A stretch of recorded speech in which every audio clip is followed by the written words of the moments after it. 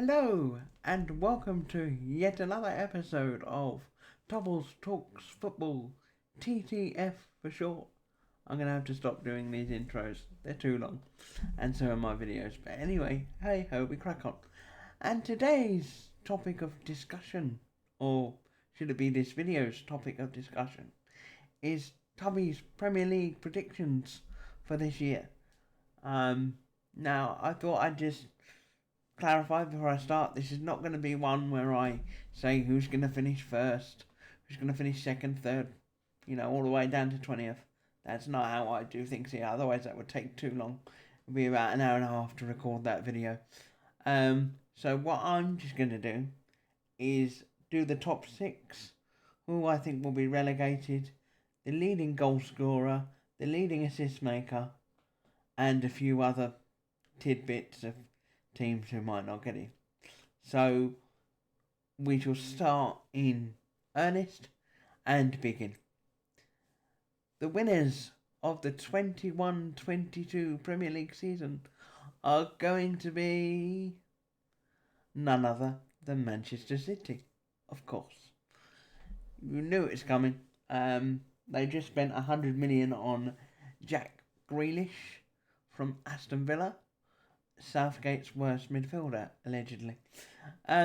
Yeah, I think City are going to run away with it this year.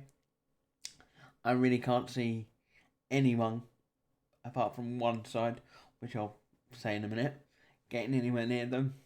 I just think Pep has his team so close to him that even if 4 or 5 players were to have a bad season, I think they would still finished in the top 3. Their depth is just too good. You've got a lot of players who are tactically flexible in their positions that they play. So yeah, I think that City will romp away with the league by at least 9 points. Potentially 15 if Harry Kane comes in. But at the time of recording, as it stands, it doesn't look like he's coming. So, if he does come in, then they'll win it by 15 points. The team that I think will run them the closest is Chelsea. I think Tuchel has done exceptionally well with what he's done with the Chelsea side. They looked a bit rusty in the European Super Cup game against Villarreal, but with Lukaku just been announced as we record this now for £97 million or something quite ridiculous like that. So Harry Kane's worth at least 170 if we're going on a case by case basis. Then I think they will be second, and probably quite comfortably as well. So it'll be a 2-horse race this season. They play well with their 3 at the back system, and I think it'll be a good race between them and Chelsea. Don't agree with Tuchel ditching off Abraham to either Arsenal or Roma. He's a far better striker than he's given credit for. I think he should be at Spurs if Harry Kane does go. But that's a topic for another video, if that ever gets there. Because there are so many videos to record, but not enough time. But yeah, Chelsea in second place looks a good bet in my eyes. Third team, and I've done it again, I've hit the table. That's the second video in a row I've done that. Third team will be Manchester United. I think they have really worked out what their weaknesses are. One of their centre backs with Varane hopefully coming in, buying the problem right winger as Jadon Sancho. But I just think invariably under Ole Gunnar Solskjaer, they're going to just fall short. can't. It's gonna be a very top heavy Man United thing. There's gonna be goals from Cavani, Sancho, Rashford, and Bruno Fernandes. And that's gonna be it. We don't know if Pogba's still gonna be here. Fred and McTominay aren't the best. McTominay is better than Fred, but um, that's that's not hard, really, is it? Let's be honest. Yeah, I just think that Man United look good on paper. If they had a better manager, then it would be those three that clear off. But I think that Man United will be in third place. Fourth place, I think. I don't want to say this, but I think Leicester. That's right. I think this year is finally going to be the year where Brendan Rodgers gets Leicester into the top four. I just think that they've assembled a good side. The signings of Patson Daka and is it Bakary Soumer from the French league. I think they've really made some good signings in there. I know they've had a few injuries, but I think they're on the verge of signing Southampton's Yannick Vestergaard as basically as a fill-in centre back. I mean, Leicester are a particularly well-run club. They could possibly win the FA Cup again this year. So I think they'll be in fourth place. What we'll do now is we'll go to the relegation places, and then we'll get into a few other bits because there is a glaring omission. So who are the clubs that I think are going to get relegated? Well, I think Norwich and Watford are going to go straight down. I just don't think that will work for them. Watford is always a strange job to have, and I think it's Cisco is the boss there now, the old Newcastle player. I just can't see them staying up, and I just can't see Norwich, even though I think Norwich may survive. There's about 4 or 5 clubs that could quite easily go down, but I think Watford for definite. Watford would be like my banker, and then it's between Norwich and 3 other clubs, which I think will go down. And for that final relegation spot, I'm gonna go against my head here, but I reckon that this year could be Burnley's year to struggle. Just to clarify, I think Brentford are going to stay up. Yeah. So I reckon Burnley might go down. I just, looking from the outside in, they haven't really made any good signings. Norwich have made better signings actually. I also think that Burnley are just looking a bit stale, to be honest. I mean, don't get me wrong, I think Sean Dyche is a fantastic manager, but I'm really not sure on their owners, if I'm being totally honest. I know it's common practice nowadays to leverage the club against itself when you buy the club, but it just, when they came in, they said, "Oh, we'll do this, we'll do that, we'll give them." And I know the pandemic's been on, but it just seems like it's all heading in the wrong direction, and you could really say that for one or two more clubs. You know, Everton would be a prime example of that. What with Ancelotti just left, but they've got more than enough to stay up, so I don't think they're going to go down either. But another club, and as you see, I'm wearing their colours today, is Southampton. Now, I love Ralph Hasenhüttl. I think he's a great manager, but there's just something so wrong at Southampton again with the owners. They came in, they promised, "Oh yeah, we won't sell anyone. We'll keep the nucleus of the squad, and we'll do this, and we'll make sure that all right." And yes, they're making improvements to St Mary's, but it all just seems a little bit wrong down there.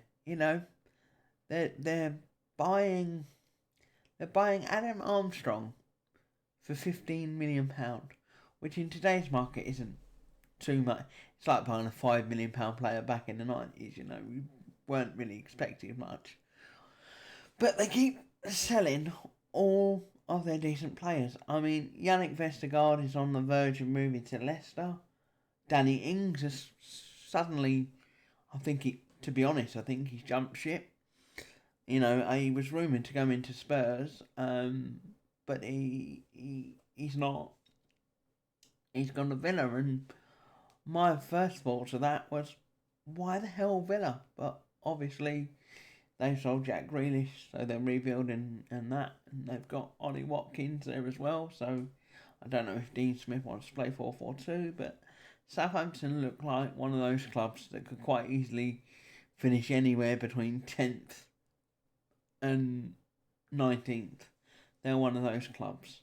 So the two things that I haven't spoken about are why Liverpool missing out on top four and where are Spurs going to finish. Now, I know that I've said in the past I don't like Liverpool. Not as a club. I like the club. Just the fans and the odd player. Yeah, the odd player. Salah, not got much time for him. But I really do think that Liverpool are going to struggle defensively this year. I just think what with Van Dijk and Gomez being injured for so long, and the severity of the injuries that they've had is not going to be good for Liverpool's season. Yeah, they bought this Ibrahima Konate from Rasenballsport Leipzig, but you can't expect one defender who's not really classed as a world-class defender to be carrying the side. So I think Liverpool will struggle, especially with the African Cup of Nations. So you'll have Salah, Mane out in January because they'll play for Egypt and Senegal respectively. So there'll be a lull in their performances. I think their best bet, in my opinion, is to go all out for another Champions League. That way, it can still be considered a successful season. So I do think that it's between PSG, Bayern Munich, and Liverpool for the Champions League.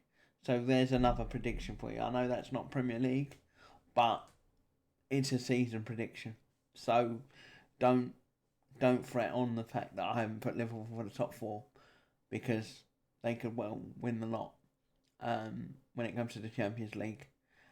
And the burning question you're all probably dying to know: where do I think Tottenham are going to finish? And the honest answer is above Arsenal and above West Ham, but not quite sure where. So I reckon a difficult season under Nuno sees us finish 7th. An average season sees us finish 7th. A better season than last season sees us finish 7th. And probably the best we can hope for, especially if Harry doesn't leave, would probably be 5th. I don't see us finishing any higher than 5th. If we do, I'll be absolutely gobsmacked, and I will probably end up, dedicating myself to a Nuno Espirito Santo way of life. I will shave my head bald and I will grow my beard. That if we get top 3, which I don't think we will, I will look into becoming a religious leader for Nuno Espirito Santo. So yeah, we'll stick with that. We'll stick with that. And my 2 final predictions for the video is the Golden Boot winner and the Player of the Year. Now the Golden Boot is simple. It's gonna be Harry Kane, regardless of whether he's at Tottenham, regardless of whether he's at City. That's sewn up. You might as well, stick £100 on it now, and they might as well just pay you out the £200 for winning. You get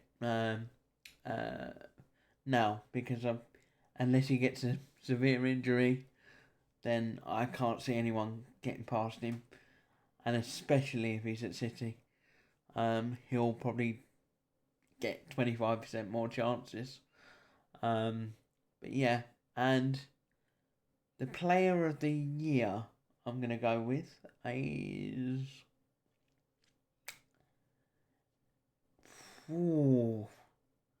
This is what happens when you've got an idea and then you do a video and then you keep changing your mind halfway through the video. Player of the Year. Well, I'm going to go Jack Grealish. I just think Pep won't play him straight away. I'm hoping he does. But I just think you'll see a new side to City, and he'll be getting fouls here, there, and everywhere like he always does. I just think he'll relish the challenge of, being the star man at a star club, unless Harry Kane moves to City, and then it's Harry Kane for Player of the Year. Yeah, so I'm going Jack Grealish for Player of the Year, because I think he will be the player of the season. I can see it written in the newspaper headlines. And one weird prediction that I've got, one that might not happen, but it's a hunch, is that